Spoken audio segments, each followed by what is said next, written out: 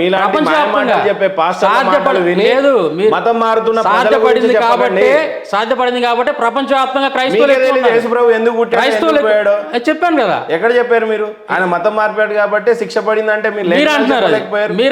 నాకు డిబేట్ మీరు గెలిచినట్టయితే ఏమి అనిపించలేదు సార్. వినండి, శిక్ష ఎందుకు అసలు ఎందుకు శిక్షించున్నాడు అంటే ఇప్పుడు మీరు నాతో డిబేట్ చేస్తున్నారా? డిబేటే అనుకోండి, ఇదేముంది చేద్దాం అంటే అయితే ఏమైంది? వాదనలు అయితే అదే నేను చదివి వినిపించాను. ఏది యోహాను సువార్త 10వ అధ్యాయంలో చాలా స్పష్టంగా నేను యోహాను చేసినటువంటి సూచక క్రియలు నేను చేస్తాను అని యేసుప్రభువు వాళ్ళు అంటారా?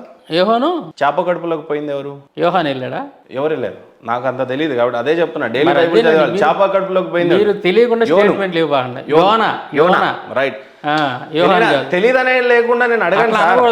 వెళ్ళింది ఎవరో అనాలి. చేప కడుపులోకి వెళ్ళింది యోన. యోన చేసినటువంటి క్రియలు నేను చేస్తాను అని యేసుప్రభువు వాళ్ళు అన్నారా? అంతకు మించి చేశాడుగా. అన్నాడా అనలేదా లేఖనంలో? ఏమని అన్నాడు? యోన చేసిన యోనా కంటే గొప్పవాడిని అని చెప్పాడు కదా. లేదు, యోన లాగా నేను సూచక క్రియలు చేస్తాను అని అన్నాడు. అది కాదు, ఆయన చేప కడుపులో ఎలాగైతే మూడు రోజులు ఉన్నాడో అలాగే మనిషి కుమారుడు ఉంటాడు 3 రోజులు. అంటే ఆయన చనిపోయిన తర్వాత 3 రోజులు సమాధిలో తప్పు సార్. యేసుప్రభువు వాళ్ళు చనిపోయారా? ఎవరు? సమాధిలో ఉన్నని 3 రోజులు యేసుప్రభువు వారు చచ్చిపోయారా? యేసుక్రీస్తు ఖచ్చితంగా చనిపోయాడు, తిరిగి లేచాడు. చనిపోయాడు, తిరిగి లేచాడు. యోనా ఏం చేశాడు? చేప కడుపులో 3 రోజులు బ్రతికే ఉన్నాడు, బ్రతికే బయటపడతాడు. కానీ మీరంటున్నటువంటి లేఖనాల్లో అక్కడ తీసుకోవాల్సింది చనిపోతాడు, నేను చెప్తున్నాను, తిరిగి లేస్తాడు. నేను చెప్తున్నానండి. అక్కడ చెప్పింది చనిపోయే దాని గురించి చెప్పలా. యేసుక్రీస్తు టైం గురించి చెప్పాడు. టైం గురించి చెప్పాడు తప్ప మీరు చదవండి సార్. మీరు చెబితే వింటలేదు. మేము రోజు చదువుతున్నాం. అందుకే తక్కువ చదువుతున్నాను. అక్కడ చెప్పింది యేసుక్రీస్తు చెప్పింది ఏంటంటే డెత్ గురించి చెప్పాలి. అక్కడ టైం గురించి చెప్పాడు. మూడు రోజులు ఏ విధంగా అయితే ఆయన చేప గర్భంలో ఉన్నాడు అలాగే 3వ రోజులు ఏ రకంగా ఉన్నాడు మరి యోనా? ఎవరు? చనిపోయి ఉన్నాడా బతుకున్నాడా? నేను అడుగుతుంది అదే. ఆడ యేసుక్రీస్తు చెప్పింది మరణం గురించి చెప్పలా. మరణం గురించి చెప్పలా, టైం గురించి చెప్పాడు. అక్కడ కాలం మాత్రం 3 అన్నాడా లేదా చనిపోయిన మాట అన్నాడా? డెత్ గురించి ఏమైనా ప్రస్తావించాడు అక్కడ యేసుక్రీస్తు? చూడండి, డెత్ గురించి నేను అనట్లేదు. టైం గురించి చెప్పాడు. అదే టైం ప్రకారం ఆయన చెప్పినట్టుగానే 3వ రోజున లేచాడు కదా. 3 రోజులు ఉన్నాడు కదా. సేమ్ అది ఏదైతే చెప్పాడో అదే జరిగింది. మరి ఇంక దాంట్లో మీరు తప్పాడుతున్నారు. 3 రోజుల కాలమాన పరిస్థితులలో యేసుప్రభువు వారు చనిపోయారు అని అంటున్నారు మీరు. అవును, చనిపోయాడు. చావుని జయించి 3వ రోజు తిరిగి లేచారు అని అంటున్నారు. అవును. ఆ తర్వాత వెళ్ళిపోయారు. అవును. ఎక్కడుంది లేఖనం? ఇది ముందు కదా మత్తయి సువార్తలో రాసింది. చెప్పండి. ఆయన తిరిగి చావుని జయించిన వ్యక్తిగా చూపించాడు. అవును.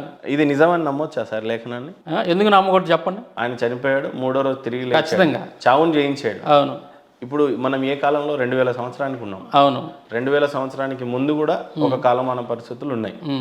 అక్కడ ఇక్కడ ఎక్కడ ఆయన మత మార్పిడే చేసినట్టు కనిపించింది అనేది నా వాదన సార్.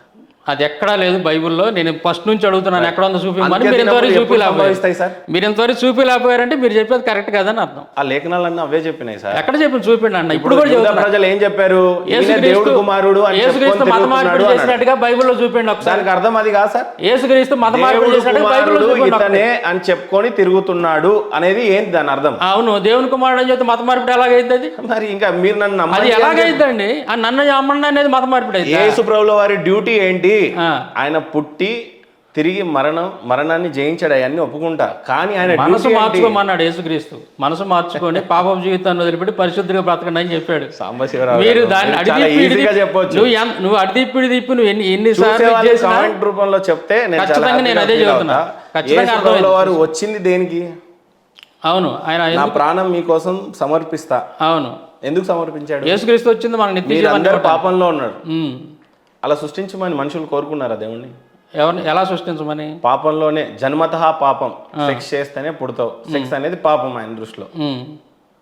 ఎవరు చెప్పారు? హిందూ మైథాలజీ ప్రకారం సెక్స్ చేస్తే పాపం అని ఎవరు చెప్పారు నీకు? జన్మతా పాపం ఏంటి?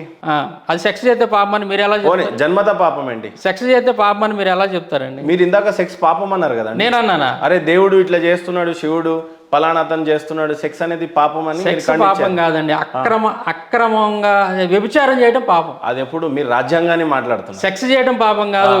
సెక్స్ అనేది మీరు రాజ్యాంగాన్ని నీ జీవిత భాగస్వామితోటి నువ్వు చేసేది పాపం కాదు. తప్ప నువ్వు వ్యభిచారం చేసేది పాపం లేదు సార్. నువ్వు వ్యభిచారం నీ భార్య కాకుండా విచ్చలవిడిగా బయట రకరకాల వ్యభిచారాలు చేయటం, లేకపోతే ఇంకో రకంగా అక్రమంగా నువ్వు చేసేటటువంటి పని ఏదైతే ఫాలో అవుతుంది అది ఖచ్చితంగా రాజ్యాంగం 100 సంవత్సరాల క్రితం లేదు. బైబిల్ కూడా అదే చెప్తుంది, వాడు అక్రమ వ్యభిచారం చేయొద్దు అని రాజ్యాంగం చెప్పింది. బైబిల్లో యేసుక్రీస్తు చెప్పాడు. అబ్రహాం అంతమందితో చేశాడు. ఎవరు అబ్రహాం ఏం చేశాడు? సెక్స్ ఎందుకు చేశాడు? ఎంతమంది? అబ్రహాంకి ఎంతమంది పిల్లలు? ఎంతమంది చెప్పండి. అబ్రహాంకి ఎంతమంది? అబ్రహాం వ్యభిచారం ఏం చేయలేదే. ఎంతమంది పిల్లలు? ఎంతమంది పెళ్ళాలి అంటారు? ఆయన పెళ్లి చేసుకున్నాడు, ఆయన వ్యభిచారం చేయలేదు. ఎంతమంది పెళ్ళాలి సార్ అబ్రహాంకి? పెళ్ళాలని కాదు, దేవుడు పెళ్ళే చేసుకోలేదు. మరి ఆ మనుషులు పెళ్లి ఎందుకు చేసుకుంటున్నారు? దేవుడు ఏంటంటే ఆయన అబ్రహాంకి ఎంతమంది పెళ్ళాలి సార్? అబ్రహాము, శారా, తర్వాత హాగరు, తర్వాత కెతూరా అని చెప్పేసి వీళ్ళని చేసుకుంటాడు. సారా తర్వాత వచ్చిన ఆవిడెవరు? కెతూరా. ఎక్కడి నుంచి వచ్చిందామా? ఎక్కడి నుంచి వచ్చేది? పెళ్లి కాకుండానే అబ్రహాంకి డైరెక్ట్ పెళ్ళమామా ఇంకొకరు పెళ్ళమ్మా? భార్య చనిపోయిన తర్వాత, శారా చనిపోయిన తర్వాత కెతూరాని పెళ్లి చేసుకుంటాడు. ఎవరు సార్ అమ్మా? ఎవరైంది అమ్మా? వీళ్ళ సారా వాళ్ళ సిస్టరా? ఎవరు? కాదు, ఆవిడ వేరే, చుట్టాలలో చేసుకున్నా ఆవిడ వేరే. మూడో ఆవిడెవరు? మూడో ఆవిడ కెతూరా అని చెబుతుంది. హాగరు అనేటువంటి ఆవిడ ఆవిడ ఉన్నప్పుడు తాడావిడ వచ్చిందా? హాగరు అనేటువంటి ఆవిడ ఫస్ట్ ఆవిడ సారా చనిపోయినప్పుడు మీరు రాజ్యాంగబద్ధంగా మాట్లాడారు, లేఖనాల ప్రకారంగా మాట్లాడి. రాజ్యాంగం ఏంటి? ఒక పిల్ల ఉన్నప్పుడు ఇంకో దాన్ని చేసుకోవద్దు, లేదు ఒక పిల్ల ఉన్నప్పుడు ఇంకొకరితో సెక్స్ చేయడం తప్పు. ఇదంతా రాజ్యాంగం కల్పించినటువంటి హక్కు అని. మరి బైబిల్లో యేసుక్రీస్తు ఏం చెప్పాడు? మరి నీ భార్య ఉన్నాగా నువ్వు భార్యను విడిచిపెట్టి ఇంకో. నేను అదే అన్నా సార్, మనుషులు ఆలోచించే విధానంలో సెక్స్ తప్పు, అది రాజ్యాంగం తెలిసినటువంటి మానవ. సెక్స్ తప్పు అనేది చెప్తున్నారు. నీ జీవిత భాగస్వామితో చేసే తప్పు కాదు.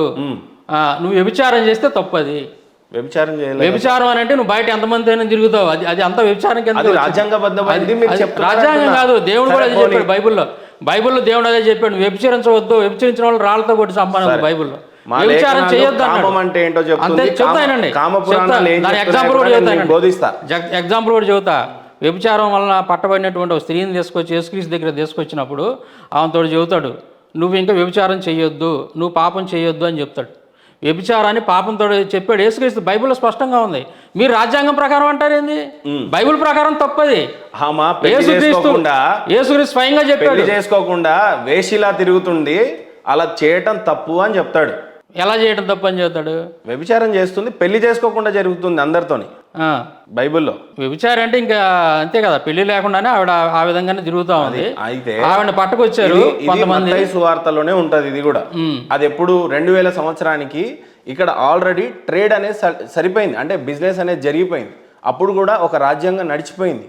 నేను మాట్లాడుతుంది మైథాలజీ స్టోరీలో ఒక 7000 సంవత్సరాలు, 10,000 సంవత్సరాలు, 20,000 సంవత్సరాలు, 30,000 సంవత్సరాల క్రితం మీరు మాట్లాడుతున్న సెక్స్ తప్పు కాదు. మీకు సామర్థ్యం ఉండుంటే దాని గురించి, ఆ లేఖనాల గురించి నేను రేపు మాట్లాడతా. సెక్స్ అనేది తప్పు అని దీంట్లో చూపిండి. ఇప్పుడు మీరే చెప్పారుగా, ఏమని చెప్పాను? ఆమె వ్యభిచారం చేస్తుంటే తప్పు, రేపటి నుంచి చేయొద్దు అని చెప్పి. వ్యభిచారం వేరు, సెక్స్ వేరు, అది కూడా తెలియదా మీకు?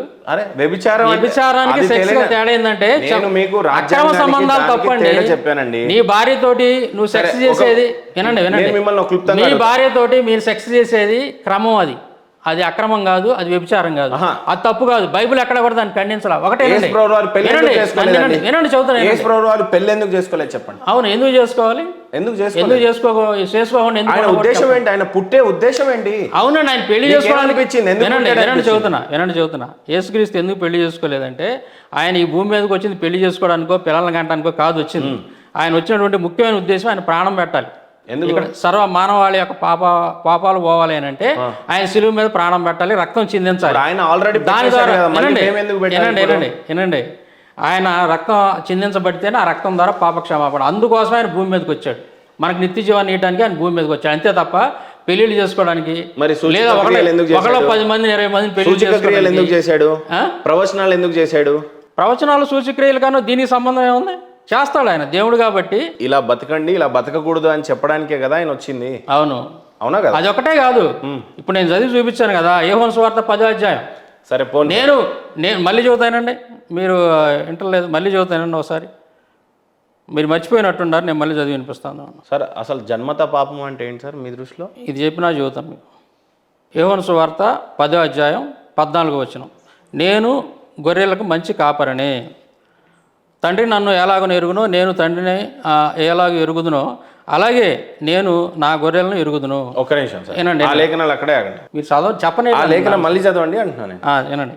తండ్రి నన్ను ఎలాగో ఎరుగునో, తండ్రి అంటే పైన యెహోవా దేవుడు, యెహోవా అయినా ప్రభు అయినా పరిశుద్ధాత్మ ఒకటే అనుకుందాము. మీరు అనుకుంటే కుదరదు అట్లాగా. బైబిల్ వ్యతిరేకంగా చెప్తుంది సార్ అది. బైబిల్ మీరు అనుకుంటే కుదరదు. పరిశుద్ధాత్మ 15 చదువుతున్నా. తండ్రి నన్ను ఎలాగో ఎరుగునో, నేను తండ్రిని ఎలాగో ఎరుగుదునో అలాగే నేను నా గొర్రెలను ఎరుగుదును. నా గొర్రెలు నన్ను ఎరుగును. ఆ లేఖనానికి అర్థం చెప్పండి సార్. చెబుతున్నానండి. మరియు గొర్రెల కొరకు నా ప్రాణం పెట్టుచున్నాను. మీరు ఎంతసేపు కిందికి వెళ్ళి నా వల్లనే మీరు అందరు బతుకుతారని చెప్తారు, కానీ ఇక్కడ గొర్రెలు నన్ను మీరు ఎలాగ ఎరుగుదురో మిమ్మల్ని నేను అలా ఎరుగుదును అని అంటాను. అంటే తండ్రి నన్ను ఎలాగ ఎరుగుతాడో నేను తండ్రిని ఎలాగ ఎరుగుతానో అలాగే నా గొర్రెలు నన్ను ఎరుగుతాయి. అంటే నా గొర్రెలు అంటే ఎవరు? నన్ను గొర్రెలు ప్రజలంతా కదా. అవును, నేను కూడా కదా. ఆయన విశ్వసించినటువంటి వాళ్ళంతా కూడా ఆయన్ని గుర్తిస్తారు, ఆయన ఎరుగుతారు. అలాగే నేను కూడా మిమ్మల్ని గుర్తిస్తున్నా, నేను కూడా మిమ్మల్ని ఎరుగుదును. అంటే దాని అర్థం ఏంది? వాళ్ళ అంటే ఆయన క్రీస్తుని నమ్మినటువంటి వాళ్ళంతా కూడా, అంటే ప్రజలందరూ ఎరుగుదురని, క్రీస్తుని నమ్మినటువంటి వాళ్ళే. నా గొర్రెలు నన్ను ఎరిగిన వాళ్ళు అంటున్నాడు కదా. ఎరగని వాళ్ళు గుంపు ఉన్నారు కదా, వాళ్ళ గురించి కదా చెప్తున్నాను అక్కడ. తర్వాత వాళ్ళు ఏమంటున్నారు? మళ్ళీ మంచిది చదవండి సార్ ఆ లేఖనం. అది నన్ను ఎరిగినటువంటి వాళ్ళని, తండ్రి ఎలా నన్ను ఎరిగిన వాళ్ళని నేను ఎరుగుతాను. నా తండ్రి నన్ను ఎలాగ ఎరుగునో నేను తండ్రిని ఎలాగ ఎరుగునో. దాని తర్వాత నా గొర్రెలు నన్ను ఎలాగ ఎరుగునో నేను కూడా వాటిని అలాగే ఎరుగుతాను అంటున్నాడు. అంటే ఏంది? మనం పురం ఉంది సార్ అడా. మనం పురం అంటే క్రిస్టియన్స్ వాళ్ళు ఈయన ఒకటిగా చెప్తున్నాడు. మతం ఉంది అక్కడ. దేవుని గుర్తించినటువంటి వాళ్ళు, గుర్తించినటువంటి వాళ్ళు రెండు వర్గాలు ఉన్నారు. వాళ్ళ గురించి చెబుతున్నాడు ఇక్కడ. తర్వాత చూడండి. తర్వాత నేను దానిని మరలా తీసుకున్నట్లు నా ప్రాణం పెట్టుచున్నాను. ఇందువలనైనా నా తండ్రి నన్ను ప్రేమించున్నాడు. ఎవడను నా ప్రాణం తీసుకున్నాడు, నా అంతటా నేనే దాన్ని పెట్టుచున్నాను. దాన్ని పెట్టుటకు తిరిగి తీసుకున్నటకు నాకు అధికారం కలదు. దాన్ని తిరిగి అధికారం కలదు. నా తండ్రి వలన ఈ ఆజ్ఞ పొందుతున్నాను. అంటే చదువుతాను. ఈ మాటను బట్టి యూదుల్లో మరలా భేదం పుట్టాను. వారిలో ఇప్పుడు రైట్. యూదులు ఎవరు సార్ ఇక్కడ? యూదులు ఎవరు చెప్పాను కదా. యూదులు అంటే ఎవరయ్యానంటే పాత నిబంధనను అనుసరించేటటువంటి వాళ్ళు, అలాగే యాకోబు నుంచి వచ్చినటువంటి సంతానం అంతా కూడా అందరూ యూదులే. యూదుల్లోనే కొంతమంది క్రీస్తుని ఎరిగినటువంటి వాళ్ళు ఉన్నారు. అంటే క్రైస్తవులుగా ఉన్నటువంటి వాళ్ళు కొంతమంది యూదులు ఉన్నారు. లేదు, వాళ్ళు క్రీస్తుని ఎరగకుండా పాత నిబంధన మాత్రమే ఫాలో అయ్యేటటువంటి వాళ్ళు కొంతమంది యూదులు ఉన్నారు. వాళ్ళు యూదుల్లో 2 రకాలు ఉన్నారు. ఒకళ్ళు క్రైస్తవులు, ఒకళ్ళేమో ఇక వాళ్ళు క్రైస్తవులు కానటువంటి వాళ్ళు. సరే, ఇలా 2 రకాలు ఉన్నారు. అది క్లారిటీ తీసుకోండి మీరు. కాసేపు ప్రశాంతంగా నాకు ఒక విషయం చెప్పండి, అడగండి. బైబిల్ గొప్పదా, ఖురాన్ గొప్పదా? నేను గొప్పదా లేకపోతే ఇంకోటి అనేది అట్లా చెప్పడం తప్పు అయిద్దండి. అది భయపడడం ఏముంది సార్, ప్రాణం పోతే పోతుంది. అది ఇప్పుడు బైబిల్ గొప్పదా ఖురాన్ అంటే నా నమ్మకంలో బైబిలే గొప్పది. ఖురాన్ ఎందుకు కాదో చెప్పండి. నేను చెప్తున్నాను. బైబిల్ రాసినటువంటి 600 సంవత్సరాల తర్వాత ఖురాన్ రాయబడింది కాబట్టి నేను దాన్ని విశ్వసించట్లేదు. నేను కేవలం బైబిల్ మాత్రం విశ్వసిస్తాను. బైబిల్ ముందుంది కాబట్టి. ఖురాన్ ఎట్లా సృష్టించారు అని అంటే నేను దాని గురించి పట్టించుకోను. నాకు అనవసరం అది. అదేం సార్ ఎంతసేపు మీరు అదే నేను చెబుతుంది. నేను ఎందుకు నేను పట్టించుకోనంటే ముందు రాయబడింది బైబిల్లో ఉన్నటువంటి విషయాలే ఖురాన్లో కూడా చాలా వరకు ఉన్నాయి. అంటే వేదాలు మీకంటే ముందు రాసినాయి. ఎవరు చెప్పారు? ఎవిడెన్స్ ఇవ్వండి, తీయండి. వేదాలు ముందు రాసిన తీయండి. మీరు ఏమన్నా రామాయణం ఎప్పుడు రాశారు? చెప్పండి, ఎప్పుడు రాశారు? రామాయణం ఎప్పుడు రాశారు తెలియదు. నేను 7000 సంవత్సరాల క్రితం అనే మాట ఎప్పుడు రాశారు సార్? మొన్న రాశారా? నేను అన్నానా అనలేదు? ముందు క్లారిటీ ఉంది. అన్నలేదు కాదు, వీక్షకులు తెలియాలి. నేను అన్నానా అనలేదు? వాళ్ళ పొరపాటు మర్చిపోయాను. పెత్తనం ఏమో అనిపించుకోరు సార్.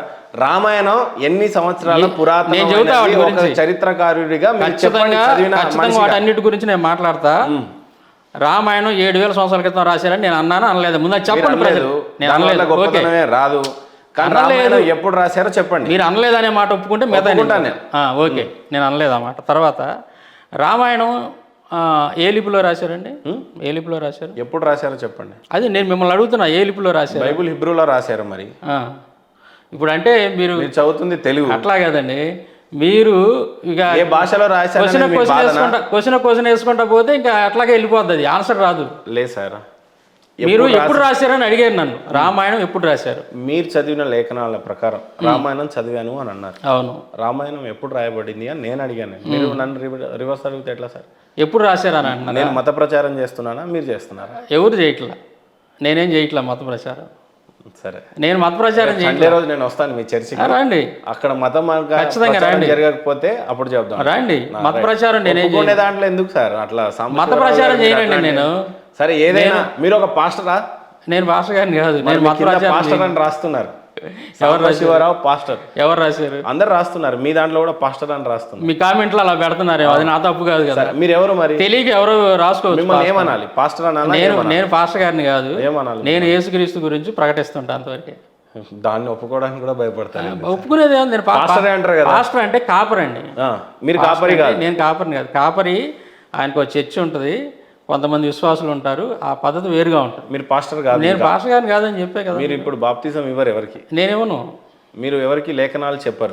నేను చెప్తాను, బైబిల్ వాలంటరీగా చెప్తారు. నేను బైబిల్ పాస్టర్ అని ఒక సింబల్ పెట్టుకోకుండా వాలంటరీగా చెప్తాను. నేను బైబిల్లో ఏముందో దాని గురించి చెప్తాను, సోషల్ మీడియా వేదికగా చెప్తాను. నేను బైబిల్ని ప్రచారం చేస్తున్నారన్న చెప్తాను, అందులో ఉన్న విషయాలు చెప్తాను. అంటే మీరు గ్రంథాలను చదువుతారు కాబట్టి అవును, మిమ్మల్ని అడగాలి నేను. అవును, అడగండి. రామాయణం ఎన్ని వేల సంవత్సరాల పురాతనమైనది, మీరు చదివిన దాని ప్రకారం చెప్పండి. చెప్తాను.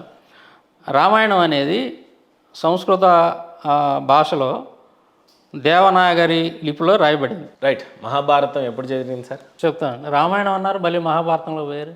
సరే, రామాయణం గురించి ఫస్ట్. ముందు రామాయణం కాబట్టి అక్కడ నుంచి వద్దాం. రామాయణం ఎప్పుడు జరిగింది సార్? తప్పకుండా సంవత్సరాల క్రితం మీకు అనిపించింది? నేను ఒకసారి చదివి అందులో యాక్చువల్ అయితే గూగుల్ రెండు విధాలుగా చెప్తుంది సార్. గూగుల్ అవసరం లేదు, నేను గూగుల్కి వెళ్ళను, మీరు వెళ్తారు గూగుల్కి. రామాయణంలో రాసు రామాయణంలోనే ఉన్నదాన్ని తీసుకొని చెప్తాను నేను. మీరు రామాయణం గూగుల్కి ఎందుకు వెళ్తాను? నేను వెళ్ళను. ఓకే. వాల్మీకి రామాయణం, అయోధ్యకాండ 109వ అధ్యాయం 34వ శ్లోకం అక్కడ ఉన్నదంటే నేను చదివి వినిపిస్తాను.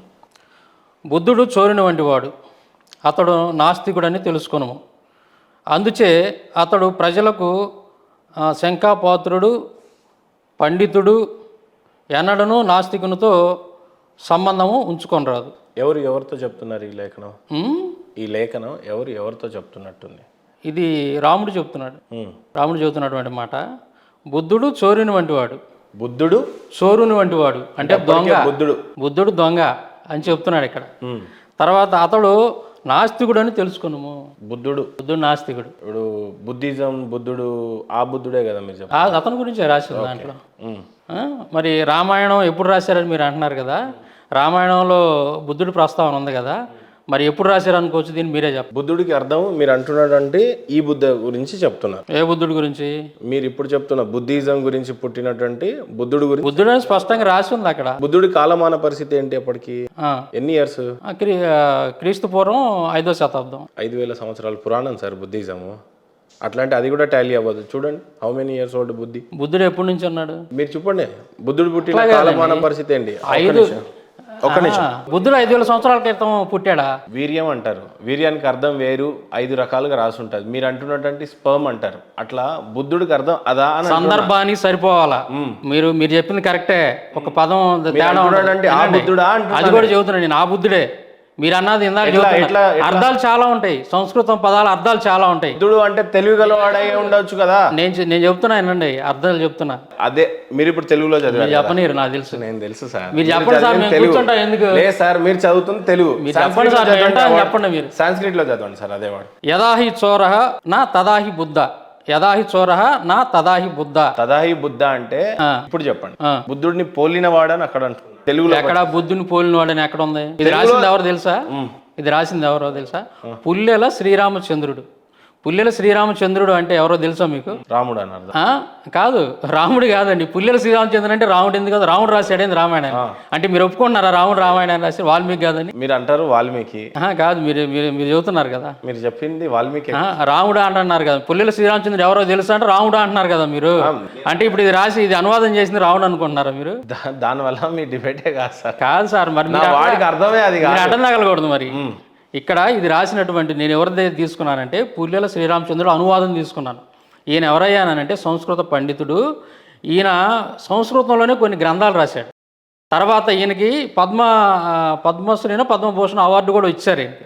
ఈయన సంస్కృతానికి చేసినటువంటి సేవను గురించి నాకు మీరేమంటే ఒక గొప్ప వాల్మీకి పండితుడు రామాయణం చెప్పింది. చదువుతున్నాను అన్నారు. వినండి వాల్మీకి రామాయణాన్ని అనువాదం చేసిన వ్యక్తి నేను గురించి చెప్తున్నాను. నేను వాల్మీకి రామాయణం ఇది కాదు, వేరేది కాదే, ఇది వేరే రామాయణం కాదు, వాల్మీకి రామాయణం నేను చదివి వినిపిస్తుంది మీకు.